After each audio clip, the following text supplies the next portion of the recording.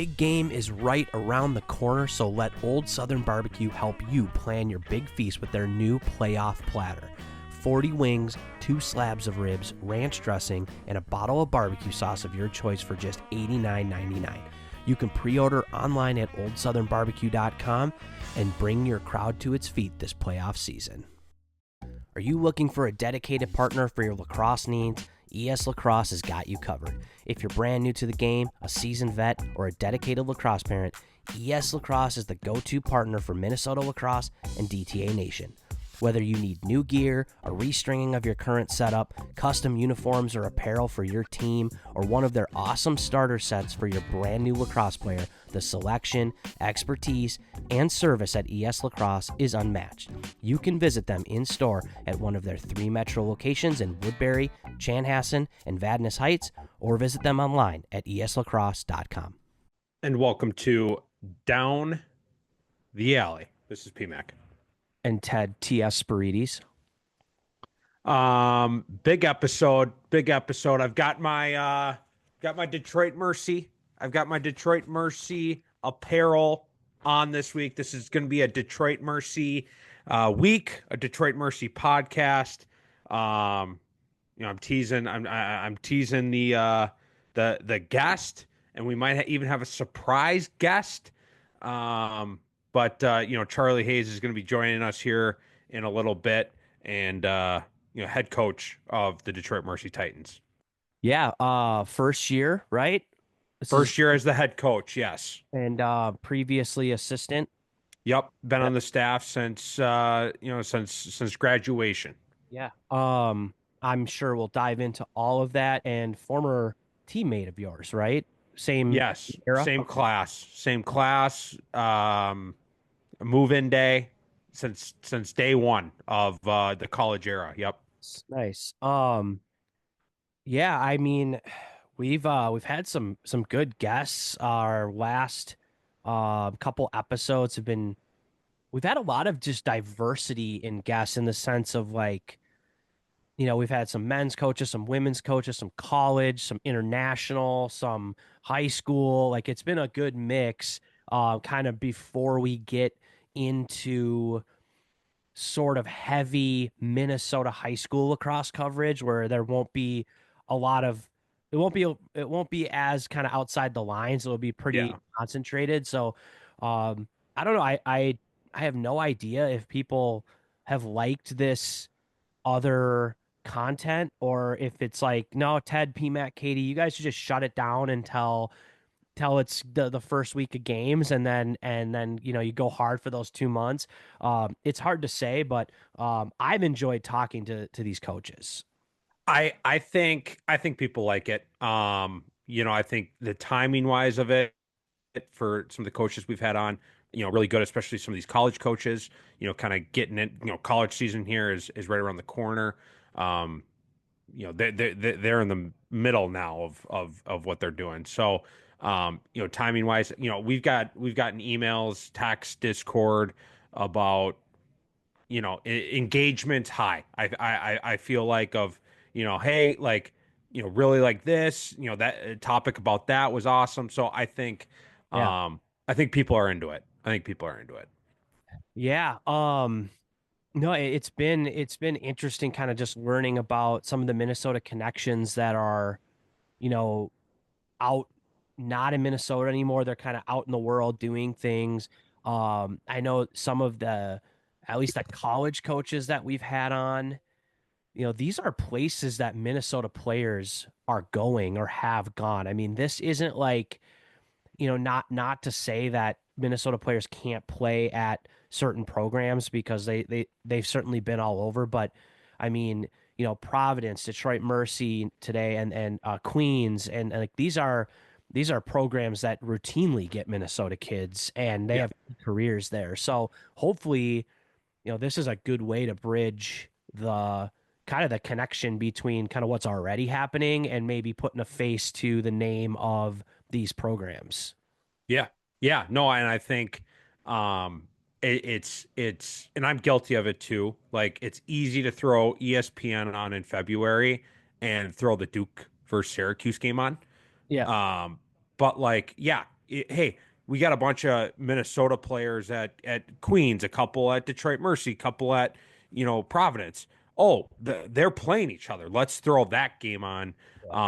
You and me know that, but I think it'll be good for the Minnesota community as a whole to be like, no, I'm not going to throw the Syracuse Duke game on because no Minnesota players are there right now that I know of. Off the top of my head, there might be, but we just listened to the Queens coach. They've got a game. We know there's a Minnesota connection there. Let's throw that on. Yeah, yeah, for sure.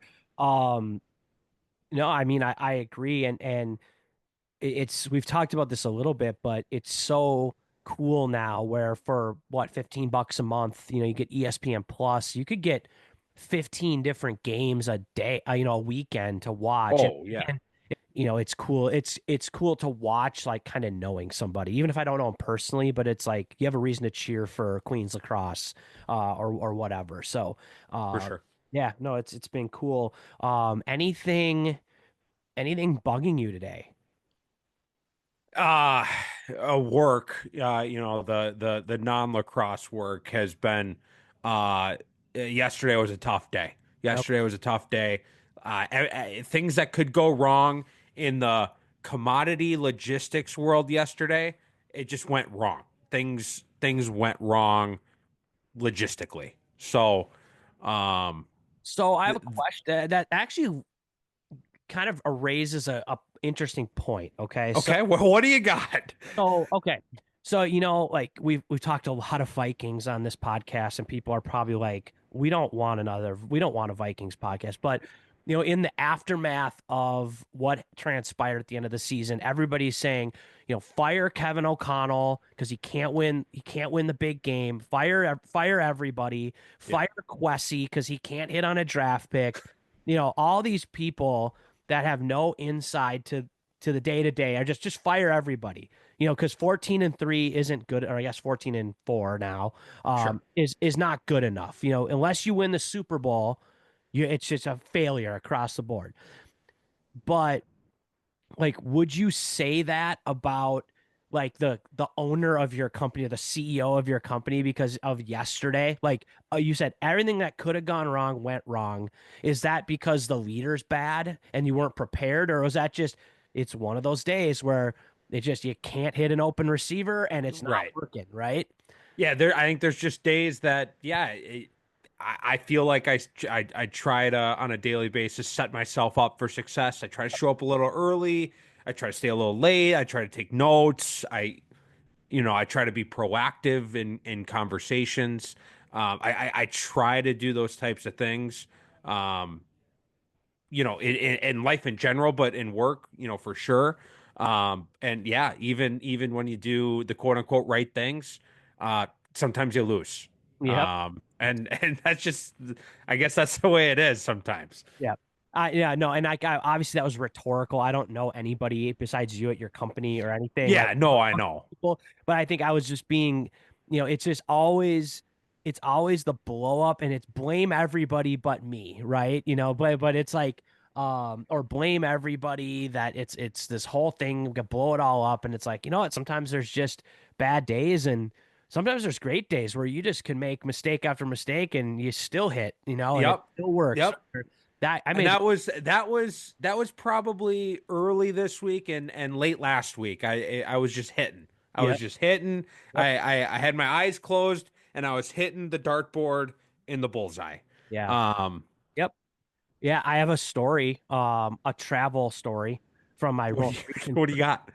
Get to the airport. Yeah, I got a 8 a.m. flight, so I get there. It's like 6:30 or something. Whatever, like hour and a Yeah, half before. Going on a golf trip. So I just got back from a golf trip. So I'm bringing like a golf bag, right? Like a sporting equipment, right? yeah, So I have to. Normally we just carry on. We just go to TSA and we're out of there. But I actually had to like check a bag this time. yeah. So I go up to the thing. Like I prepaid for the bag. So like all it really has to do is just like confirm and like weigh it and make sure that it's not like over the limit. Get up there, really nice, really talkative, chatty, asked me a lot of questions, really interested in me. I was like, okay, whatever. Put my golf bag up there. It meets the requirements. She grabs it. She just puts it on the thing. And I Okay. was not really paying attention on like the conveyor belt. and my buddy was with me, and his, he was at the other agent, and they're kind of going together. And I'm like, his has a tag on it, mine doesn't. And I'm like, maybe I don't see it, maybe it's tucked under. But now I'm like kind of getting worried that like my bag didn't get tagged. And I'm going on a golf trip, so I need my golf clubs.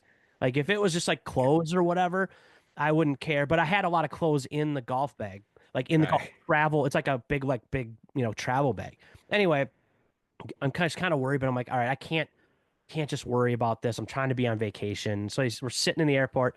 I get a call on this is Friday morning at it's like 6:45 in the morning. I don't get a lot of calls at 6:45 in the morning from like a 651 number.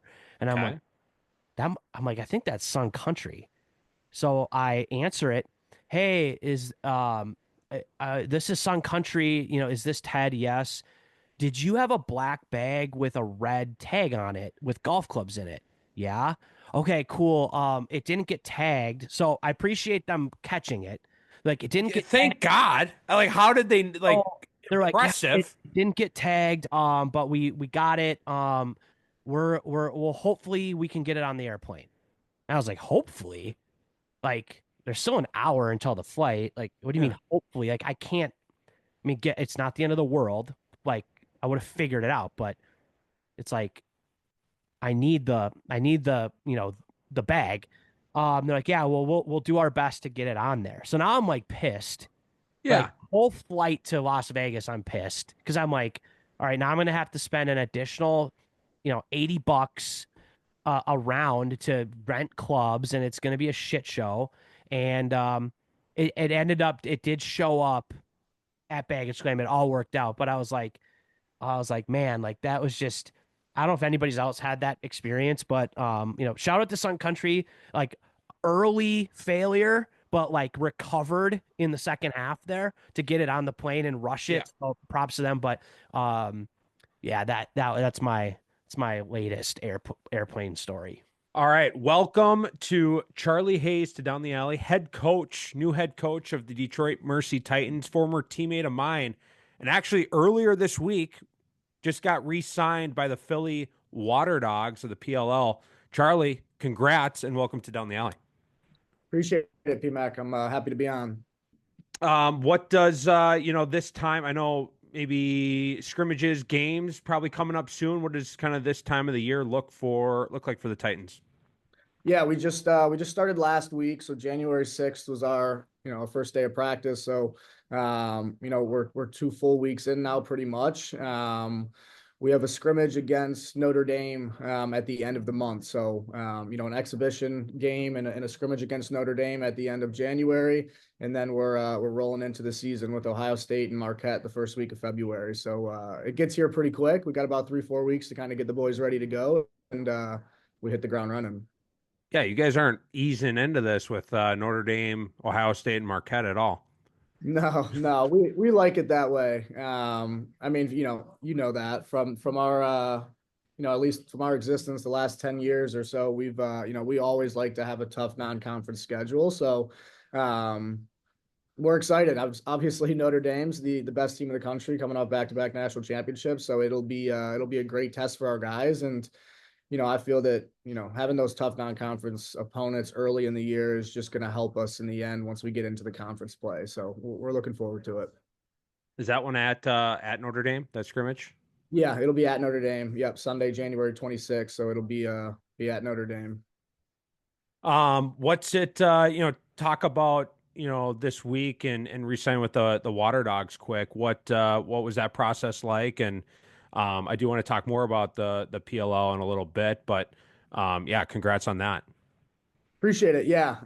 The process is it's pretty simple, right? I had signed a 2-year contract with the Waterdogs, obviously 2 years ago, and that contract came up after this season. So just pretty much talking with Coach Tierney and our coaching staff, figuring out whether or not I want to resign, if I want to test free agency, and really for me it was a no-brainer. I didn't even feel the need to test free agency at all. I love the Waterdogs. I love the guys that we have on that roster. I had the opportunity to play for the Whip Snakes in 2021, and then moved over to the Waterdogs, and Just love the team. Love the team. I think we got a great team. Obviously we went to back-to-back PLL championships and then had kind of a down year last year. So roster hasn't turned over much. So I know we got the right guys in the locker room to make a run at it again. And yeah, it was a pretty easy decision for me. Has anything like drastically changed since going more like city-based focused? No, really nothing nothing's changed. I think the only thing, we're still doing the tour-based model. They obviously gave every team, a home city. I guess the only thing that's changed now is, there's 10 weeks of the regular season, there's 8 teams. So 8 of the 10 weeks are just in one of those home cities. So before, I guess we were given home cities, it was just, find 10 cities that we feel are going to be good places to kind of attend and get good fans out at. And now it's just going to all the home cities. And then, those other 2 weeks are at different destinations. We've done Minneapolis for the last 3-4 years, which has been awesome. But no, nothing's changed really too much. We're still doing the touring based model. Every team goes to one city and everyone plays. I guess the only difference, if you do play in your home city, you have a doubleheader. So that's kind of how things worked last year. So like when we played, in Philly, I think it was week 3, we had a Friday, Sunday game. So they're trying to get the home teams to play twice that weekend just to generate a little bit of fan experience, I guess. Right on. Good stuff. As we dive into Detroit Mercy stuff, I think do we have a surprise kind of host, to help with this interview this week? Yeah, he's in the waiting room. Should we let him in? I think we should let him in. I think he's going to help us, chat about the Titans this week, and help facilitate this interview. How are you doing? Good. What's going on, man? Not much. Good to see you. Good to see you. That's funny, P-Mac. I was gonna text some of the boys and tell them I was coming on, but I decided not to. It's been a busy week, so that's hilarious. Yeah, no, I saw, I see Michael time to time, a couple times a week, through various things. So, Mikey T, goalie coach at Prior Lake, for those guys or for the listeners that are listening and not watching the podcast, Michael Turnbull, welcome and thank you for helping us host this week. Thanks for having me. We're about to dive into Detroit Mercy. Charlie Hayes taking over the program this year, first year head coach. What's that process been like, and what's the adjustment been, and any big kind of changes that what's that adjustment been like, making that jump from assistant to head coach? Yeah, there's definitely been a little bit of an adjustment. I think, obviously for anybody, a first year head coach, there's going to be a bit of a learning curve and an adjustment. I think I had the nice opportunity, I've been an assistant coach here for the last 5-6 years. And then obviously played here as well. So like, I understand the university. I understand our athletic department, and obviously I understand this lacrosse program and kind of know what it takes to be successful. So, I've been doing a lot here for the last 4 years. So that's kind of made the transition to head coach a little bit more easy for me. But, like I said, there's still a bit of an adjustment. I think just, little things day to day, like scheduling, budget stuff, a little bit more meetings here and there. But it's been great. I'm obviously really excited about the opportunity, and yeah, it's been good. As going into your first year, now you're kind of in the thick of it. What were your priorities, kind of in the first year, and things that you wanted to focus on?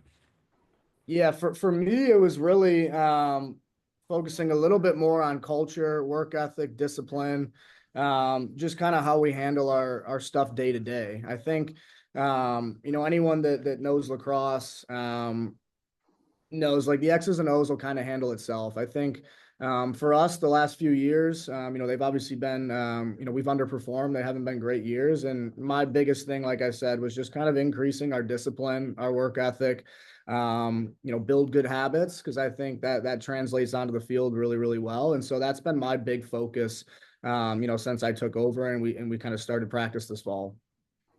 Yeah, I think, if we look back at when we were players, I feel like that was the focus, and then everything, would kind of fall into place from there. What types of players are you, looking for, when you're recruiting them, and to build your roster out. And, with that being a Minnesota, podcast, I was the first Minnesota player 10 years ago. And we've had more and more ever since. How have they fit into the program and, helped, kind of build the culture and, be a part of, the Titan team. Yeah, I think for me, recruiting is definitely something that you need to kind of hammer home to be successful, right? You need to get the guys in here that you feel can help us win games. And it's for me, I look for athletes. I think that, high school kids that can do a little bit of everything and play, just have a dynamic game that can play all over the field. I think that's something that translates to the college level really, really well, right? Like, I think if you have an ex-attackman who can only sit on the crease and kind of finish inside, that's great. And those guys are needed. But I think, when you get to the next level, you're going to have to be able to do more than just that. And so the same is for defensive guys, right? Guys that can play up top, down low, have good sticks and can push transition. That's all really, really appealing to me. So kind of how we've been going about recruiting, more recently is just looking for the best athletes that we can. I think, Midwest kids from Michigan, from Ohio, from Minnesota, from Wisconsin, I think there's really, really good athletes in those areas. And, those are guys that we've been looking at a ton as of late. We're also really trying to get back into Canada. That was going to be my next question because, when I was there, there was a good amount of Canadians and, location wise, you don't really think about it, but Canada is right by Detroit. Yeah. Used to have, I think, more than we maybe do now. And like you said, so is that going to be a focus again moving forward? Yeah, it definitely will be. Like you said, I mean, me, you, and Michael, we played with a ton of Canadian guys. And, those were the days that, I would say Detroit Mercy was at its best. And so that's definitely something that we're trying to do is get back into Canada, while also making sure that we're getting kids that are, homegrown in Michigan and in the Midwest. I think, Canadians have an awesome ability to score the ball, obviously. So, offensively, more specifically, that's kind of where we're looking to get back into Canada and get those Canadians. And then on the defensive end, it's those athletes that I was talking about. So, hiring Coach Palmer this year as well as our offensive coordinator has been something that's been a great addition for us. And then he's obviously a Canadian guy, so his ties, up north have shown to help already at this time. So that's kind of where we're going with our recruiting mindset right now. Mike, you've been talking about this Palmer guy since before he was even announced. Do you know Palmer? Or were you guys just scheming this up for months? Yeah, he's been around in the Detroit area for a couple of years, right, Chuck? And I think it probably just timing worked out well with you transitioning on to get him in. I think he's been big on the club scene in Michigan and big in development there. So probably getting him, up to the D1 level back in a coaching role is a huge steal for the program, I'd imagine. Yeah, it worked out. Yeah, Michael's right. It worked out really well for us. I mean, I've been, familiar with Coach Palmer for a few years. Like Mike said, he's been in the club scene for a few years, and so just kind of crossing paths with him. Obviously, knew him, a good amount. And though he doesn't have a huge coaching resume at the college level, his playing resume speaks for itself. An All-American at Johns Hopkins, and he understands the offensive side of the ball, as well as anyone. So he's been a great addition, and just having some familiarity with him made the transition, a lot easier. Is he bringing in any new concepts or schemes? Like are the Titans going to look similar X's and O's wise, do you think, moving forward? Or are you guys as a new staff kind of mixing it up? Yeah, we're mixing it up a little bit. I think offensively, will look different than we have in the past for sure. He's got a ton of stuff that he's put in with the offensive guys from day one in September. And it's really just kind of seeing what's best for them, right? I mean, they've been doing a number of different offensive sets, and they got a long list of plays, but we've ran through kind of so much of it this year already. We found certain things that they do really, really well. And I think we'll kind of stick to that, right? I don't want to, give away too much. No. You don't have to open up the playbook. But I mean, we'll definitely look differently offensively, which will be good. And Ted, this is kind of a question that you ask. He kind of alluded to it. Do you over scheme, or how do you ask that question, Ted? Ask that question. I forgot how you asked that. Yeah, I mean, I think sometimes there is like that balance of trying to do too much and putting too many X's and O's and not letting the players make decisions and just kind of do what the defense gives them.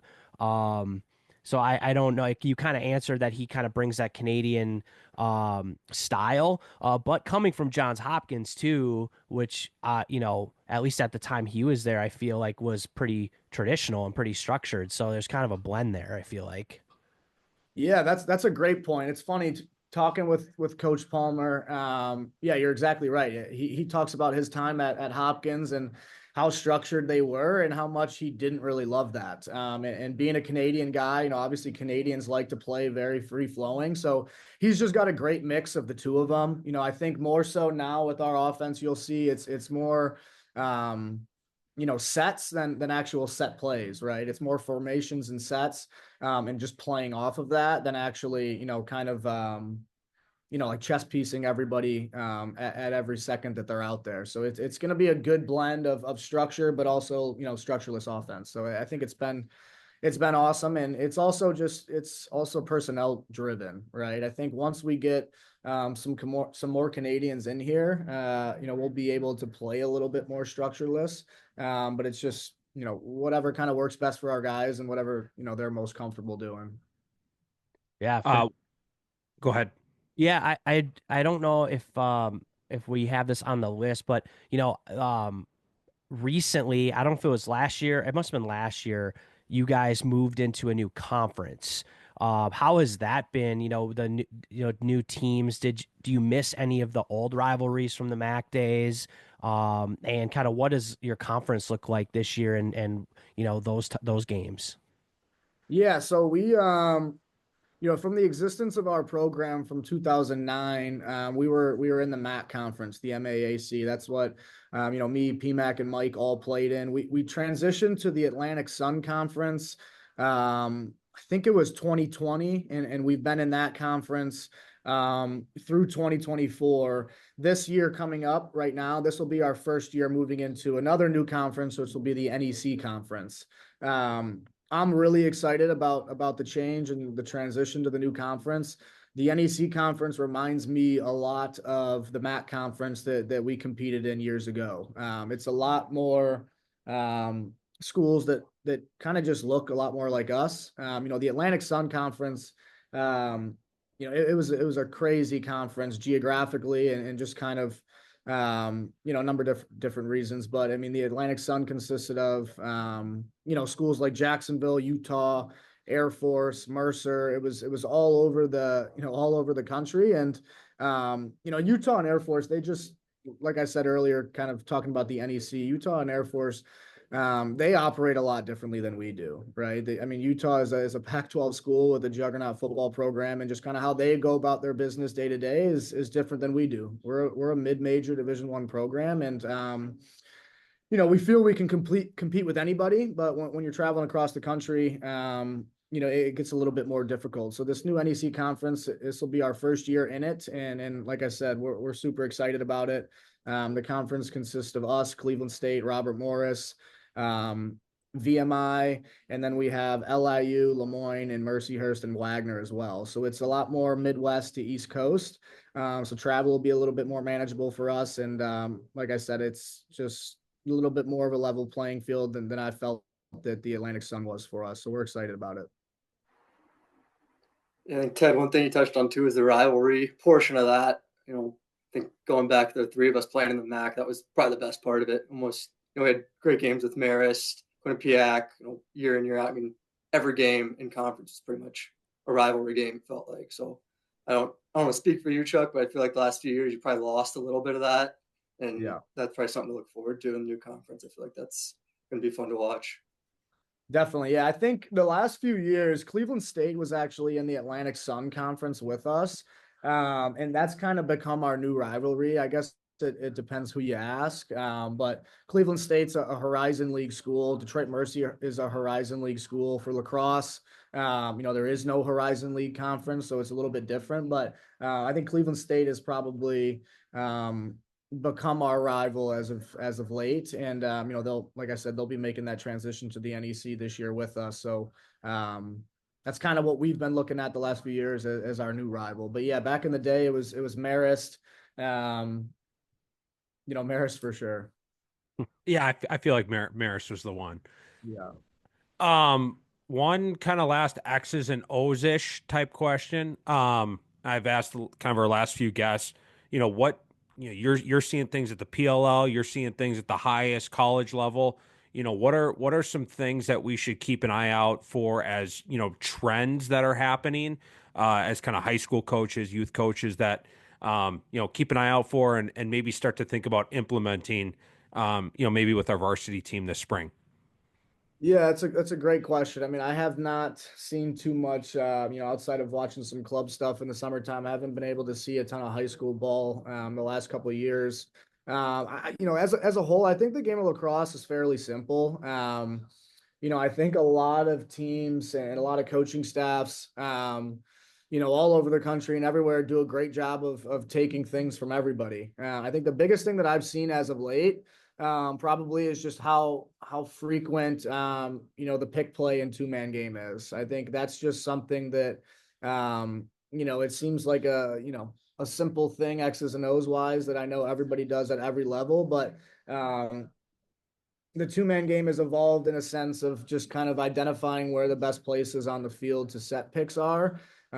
Defenses obviously have their rules and their responsibilities for how they want to play picks and play two-man games, but offenses are doing a really, really good job nowadays of setting those picks in dangerous areas, like the razor picks that everyone's talking about nowadays. I feel like it just makes the job really difficult for defenses, switching and staying and kind of getting around the cage. And obviously you want to make sure your off-ball guys offensively are also, moving, exchanging, and making off-ball a lot difficult for the defense. But honestly, yeah, really nowadays, that's kind of the biggest thing that I've been seeing just kind of taken to a new level is the two-man games and trying to create opportunities that way. And then honestly, like we talked about earlier, I think the structureless offense is becoming huge as well. I had touched on how personnel matters, but I think structureless offense is becoming much more of the norm these days. And then the transition game is also been huge, right? I think that's, specifically to us at Detroit Mercy, that is something X's and O's wise that I really have put an emphasis on, this year for our guys. Does high school, you guys don't have a shot clock yet, do you? No. No. Yeah, I mean, I think, at the college level and at the professional level, with a shot clock, the college shot clock, it's really long in my opinion, right? You have 80 seconds from the time you kind of get the ball in the defensive end. If you take that full 20-second time to clear the ball over the 50, you got 60 seconds to work with offensively. But if you get that ball up and out quick and clear it in 5 or 10 seconds, you got the ball in your offensive end with 70, 75 seconds to work with. I think what you're seeing at the college level a lot now, and what, I've been trying to implement this year is making sure that you're trying to score the ball in early offense and in transition as well as your half field offense.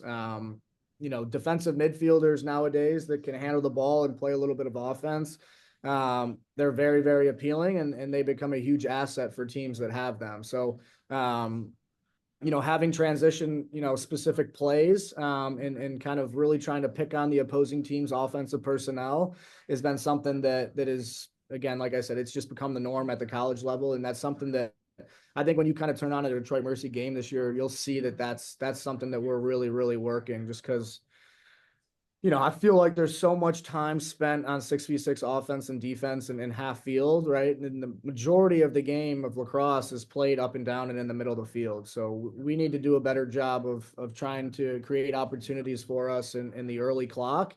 Pick play and kind of the transition in the middle of the field has been the two things that I think have really kind of become, a huge emphasis at the college level.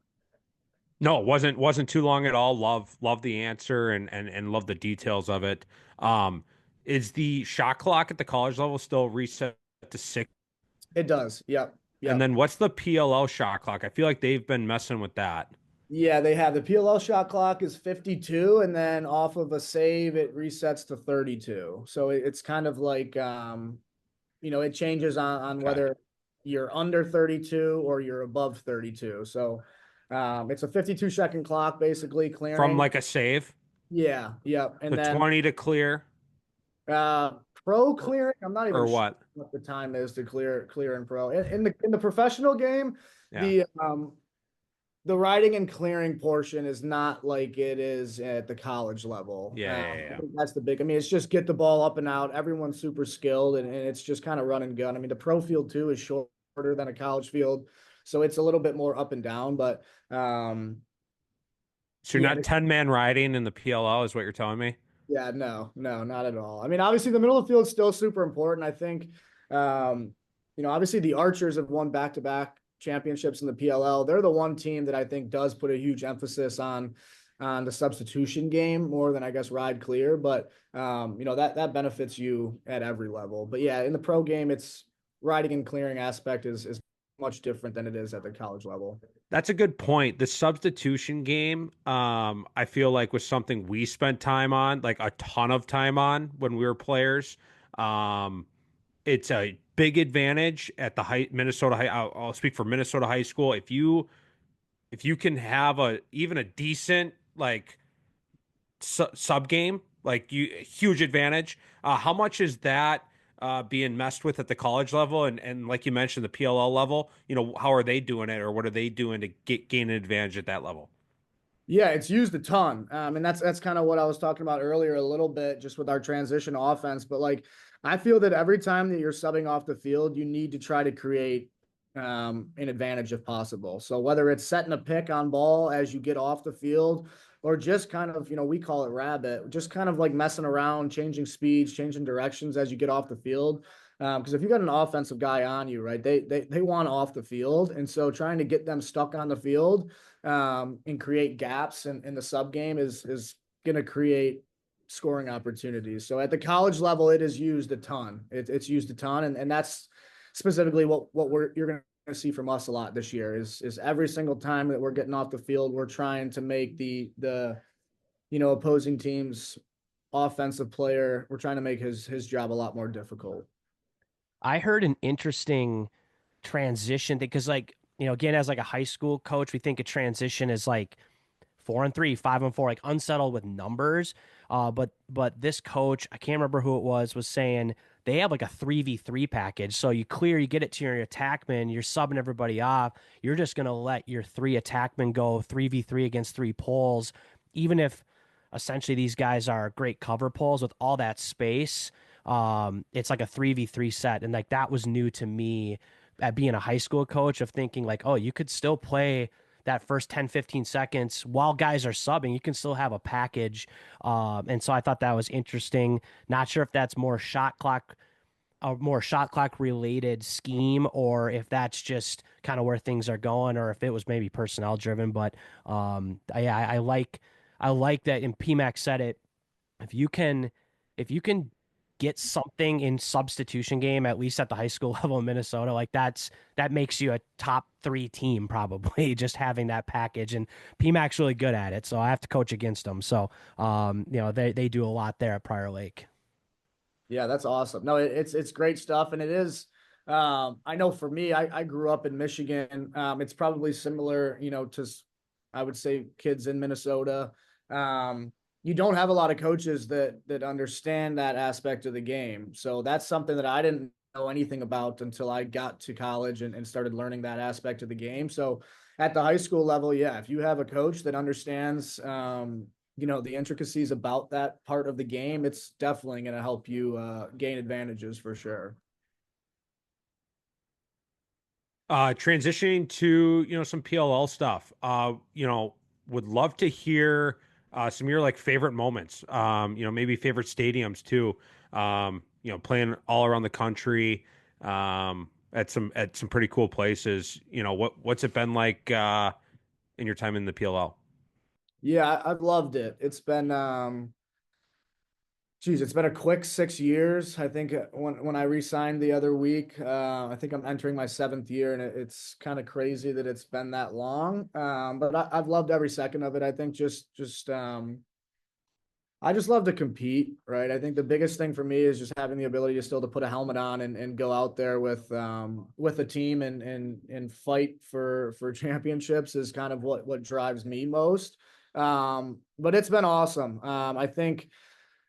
I guess biggest or best memories. I mean, I think one of the coolest games I played in, 2019, I was in the MLL before well, that was the first year of the PLL, but in 2019, I played for the Denver Outlaws in the MLL, and we made it to the MLL championship, which was in Denver at Dick's Sporting Goods Park.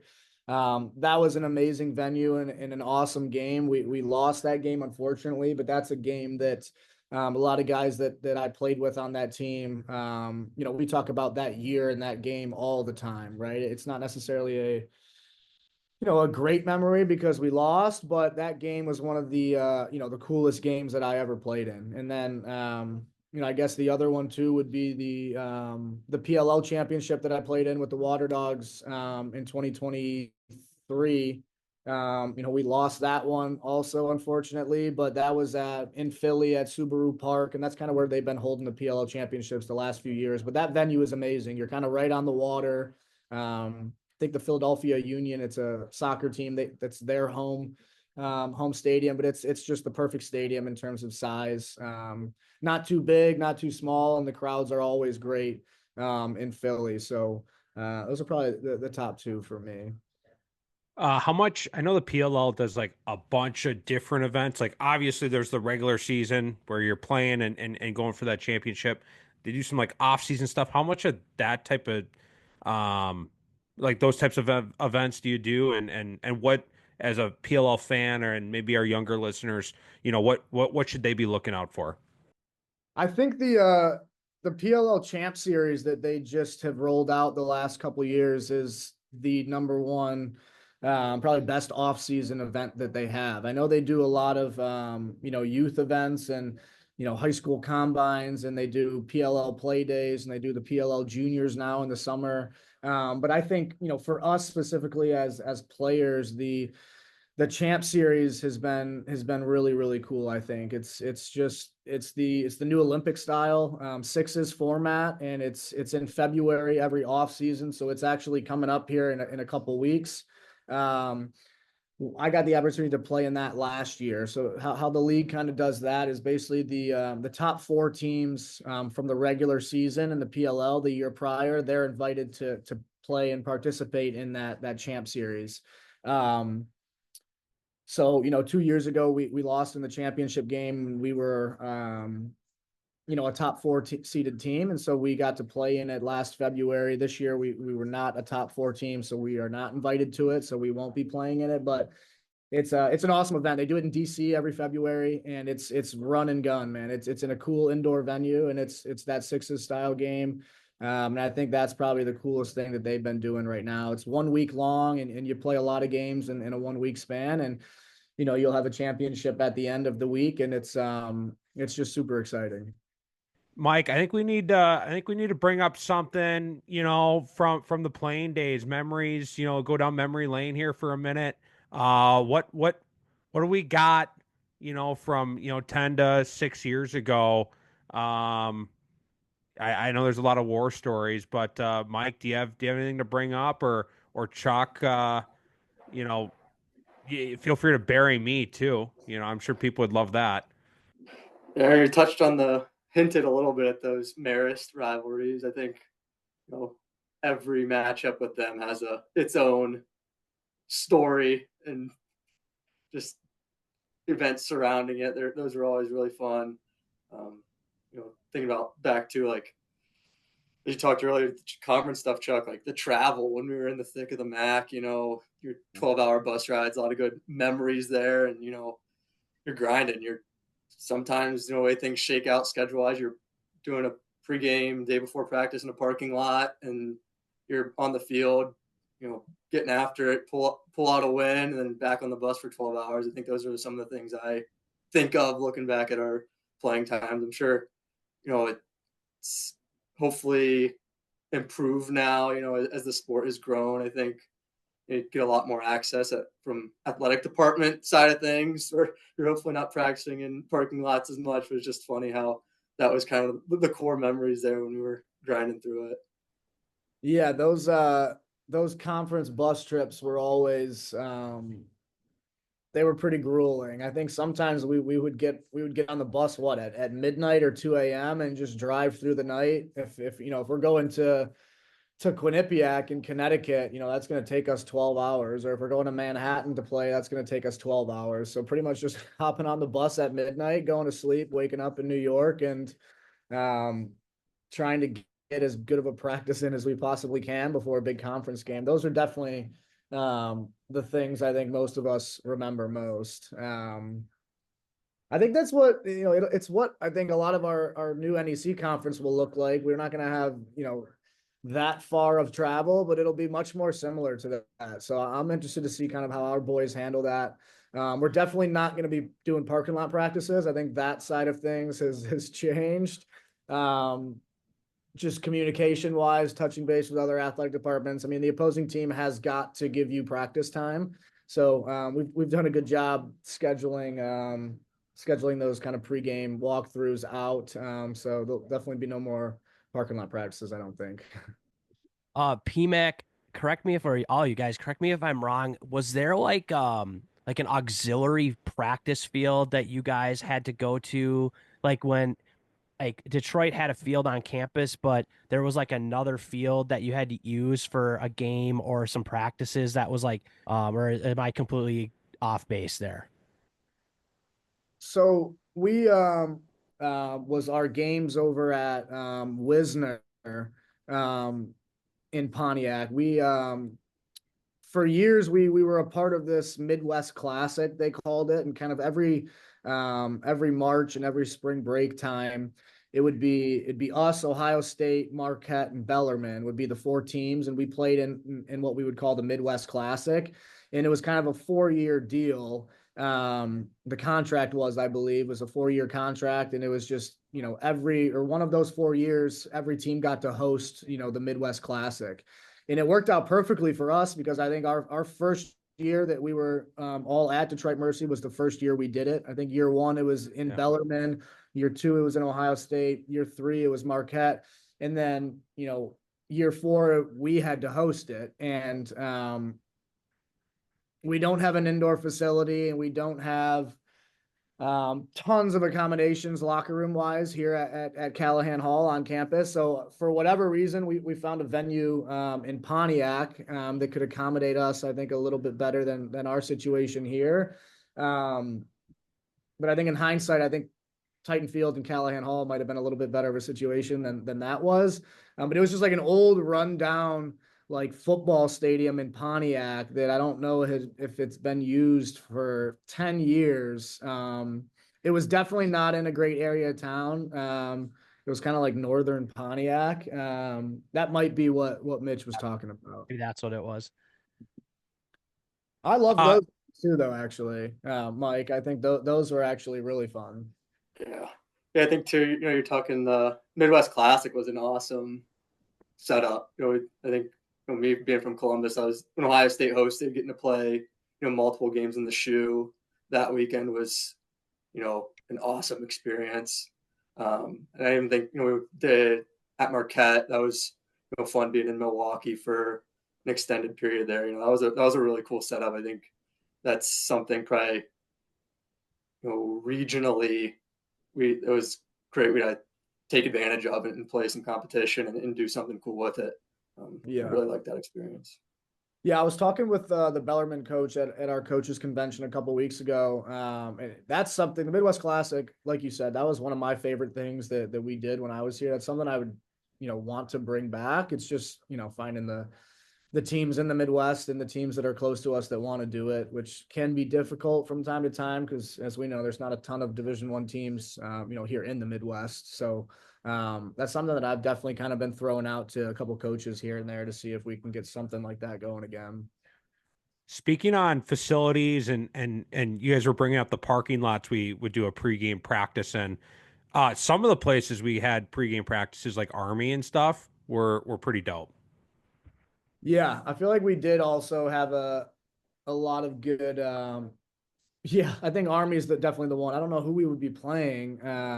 But we practiced there a couple times, which was awesome. I think that was Marist. That was you know, Them not we'd giving get us, tough practice times with Marist for when yeah, they'd give us field, and we just practice at Army, which was really cool. Yeah.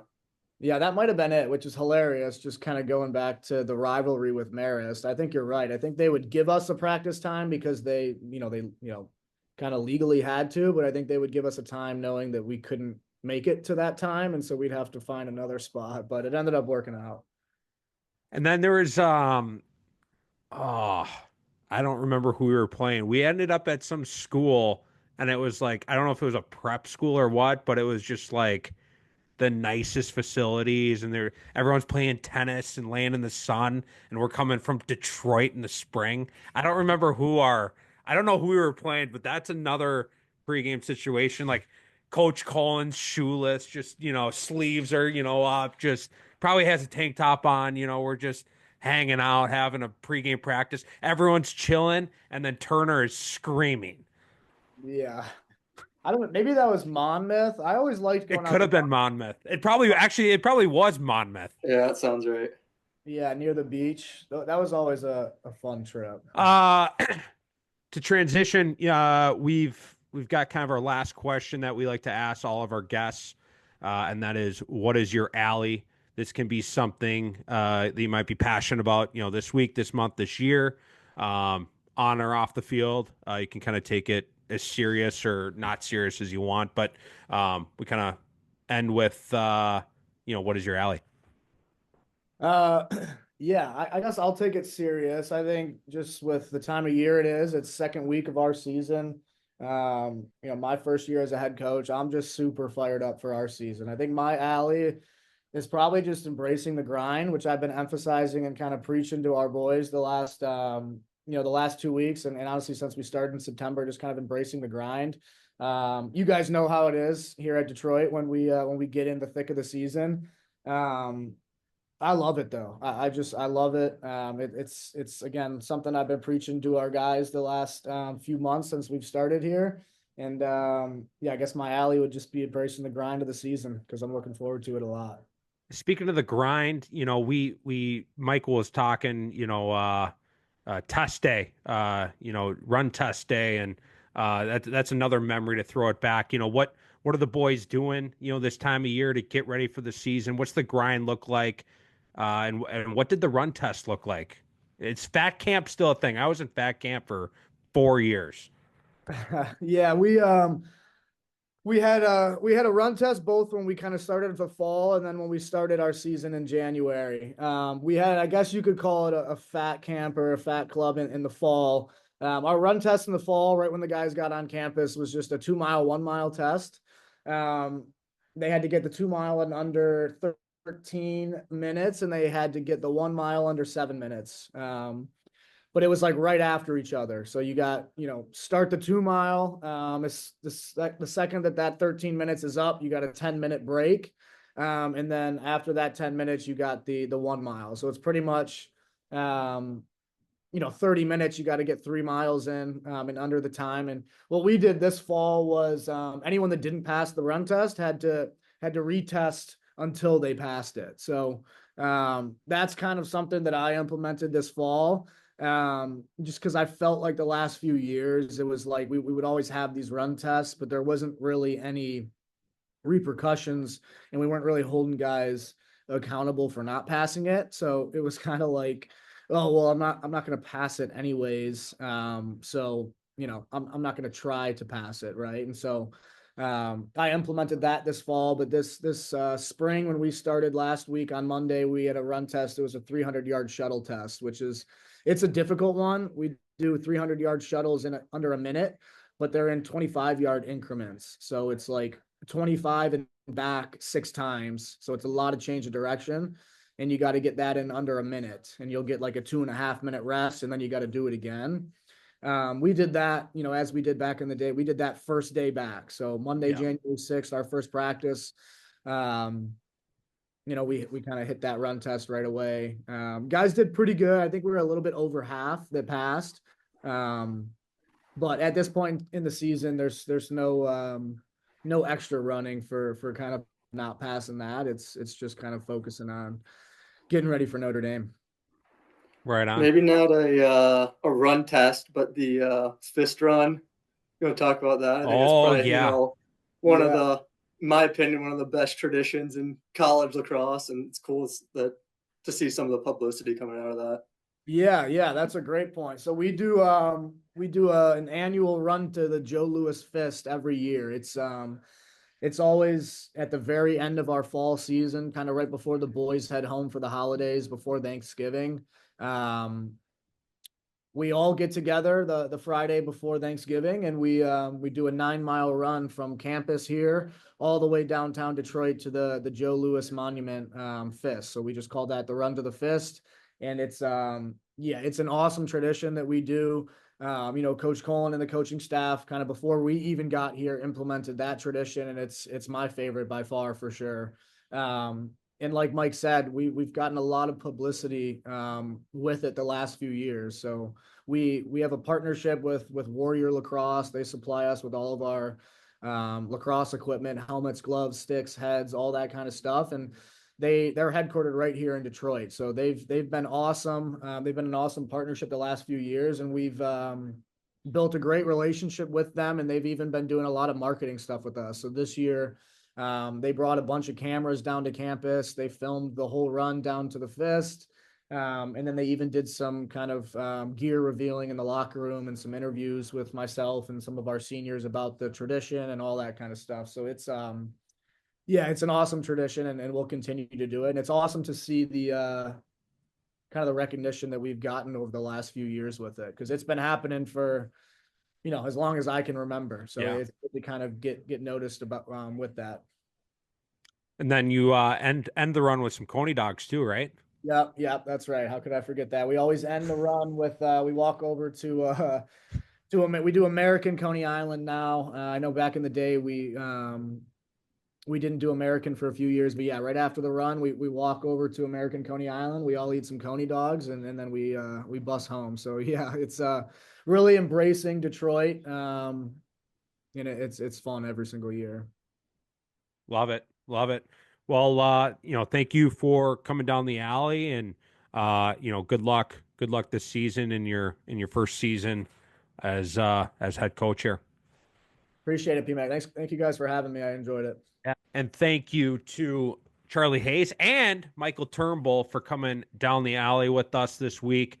Both were my teammates at Detroit Mercy. Charlie Hayes, I really good guy, was in my, they both were in my class, but he showed up as kind of this under the radar guy, D mid, and took the bull by the horns.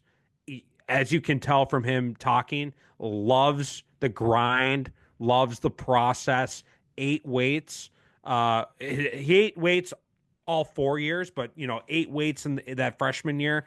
Found himself on the field early and often, and it was he just took it. Like a few years ago, you did say to me that he was the best athlete you've ever played with. I think just pure athleticism. Not that he didn't work hard to improve it, but speed, toughness, physicality, just kind of the whole package. I think that's like what you need to survive a D1 career and then go play in pro for 7 years. I mean, you just got to be like a dude. I don't know. My body, after 4 years at college, was like, I don't think we should be doing this anymore. Add 7 years in the PLL, and I know it's a different schedule and whatever, but he's still jacked and in great shape. Good for him. Yeah. So speaking of just that, so Detroit Mercy, they've had a couple lean years here. I think I might be buying stock low in Detroit Mercy after kind of looking at the new schedule, the new conference. It's gonna help. That's gonna help. It's gonna help. And then Charlie, again, he was on the staff as an assistant, and Coach K, we interviewed him a long time ago. He's great, but so I'm not ready to say they're gonna win the NCAA championship, but I think, just as kind of like an unbiased party here, I like what's going on in Detroit. I think Charlie's a great fit there, and we've seen at all levels, high school, college, when you have a person that becomes the head coach that was a player there, was an assistant there, is part of the culture, is part of the community, it helps a lot of factors as opposed to big name new guy coming in that doesn't know anything about anything. For sure. I think, and I even took calls when they were going through the interview process and, reaching out to alumni. I was a Charlie guy from the first call I got. I'm like, and when Colin stepped down, I was like, Charlie Hayes, it's his time. He knows what's worked there. He knows what hasn't worked there. He knows what needs to be tweaked. He knows the culture of the school. He's a graduate, being an alum. He knows what it's like to be in the shoes of the players. It makes a lot of sense. And like you said, is Detroit Mercy going to win a national championship this year? No, they're not. And that's okay. That's never really been the goal. They're in a conference where you can compete now. They're set up for, to be able to have success. Now let's build. Now let's recommit to recruiting and figure that piece out. And then let's compete for the conference and let's try to make the tournament. Let's get to the dance. Yep, I agree. Good interview. I think now at this point, from here on out for the next few weeks, kind of looking ahead, Yep, it's going to be section preview time.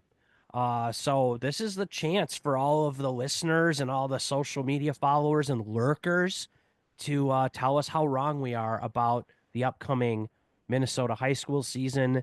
But like we said in the beginning, make sure to tune in. ESPN now is going to have tons of college games starting, and you heard it from Charlie. They got a scrimmage at the end of January, and then that first week of February, we're rolling. So yeah.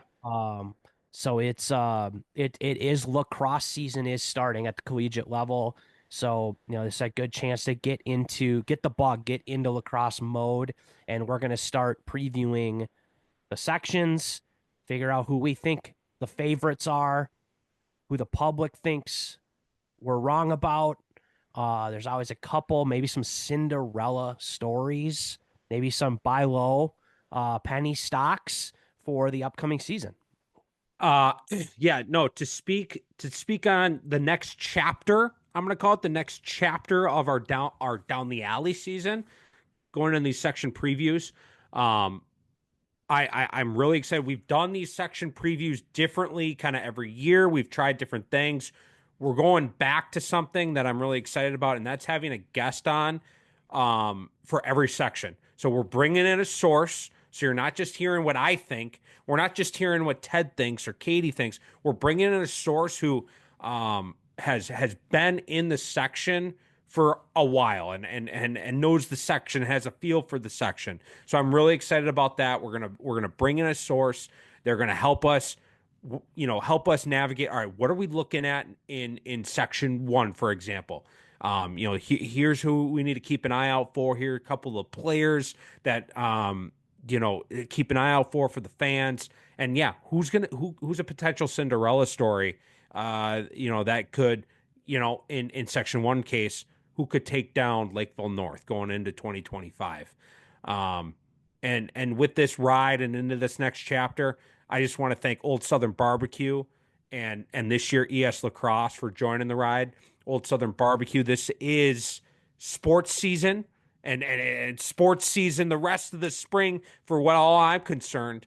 So load up on these catering options, load up on the barbecue and the sides. They're going to help throw these football parties that we're having for the next few weeks, and team parties, maybe a coaches meeting. If you're having a coaches meeting, you're having some coaches over, you need food. And when you're getting the player ready, your team ready to get outfitted, ES Lacrosse is the local lacrosse store. It is the local lacrosse store in Minnesota. We're the podcast. ES is the local lacrosse store now. I don't know where else you'd go. Literally, ES Lacrosse is the Minnesota lacrosse store. Yeah, and like I was just gonna say with ES Lacrosse, couple things there. First, they have a gear exchange, gear swap event the first weekend in March, I think. So get that on your calendar. The first Saturday in March. It's either the first or the second. I don't have the calendar pulled up right now. Where you can bring in your old gear, maybe get some credit, buy other people's old gear. You could buy new stuff. Like it's a great way to like, hey, I grew out of my shoulder pads, but I only used them for a quarter of a season. They're still good. It allows maybe some new players to get some discounted, lightly used gear. It allows like high school players to come in and get some new stuff for the season. And kind of to that point, do not be the guy or the gal that gets to tryouts April 1st and pulls the stick out of the bag and it's got a hole in it. There's a sidewall broken. Your shaft is warped. Your gloves, you only have a left-handed glove, or you have two left-handed gloves and not a right-handed glove. Your cleats don't fit. Like, start that process now and like be like, hey, I need to save up some money to go and get some new stuff, or get it on the list of things. Like this is a good time. Like today in January is a good time to start thinking about that. So you're not scrambling the weekend before trying to break in a new stick, break in new cleats day one of tryouts. That's how you get blisters, folks. That's how you get the blisters. Yeah, shoot. Here we go. We're one chapter closer to the lacrosse season. I think these next 8 episodes, are gonna be fun. They're gonna be fun, and dive more into the weeds and kind of focus on that Minnesota, lacrosse and the upcoming season. Yep, for sure. We're looking forward to it.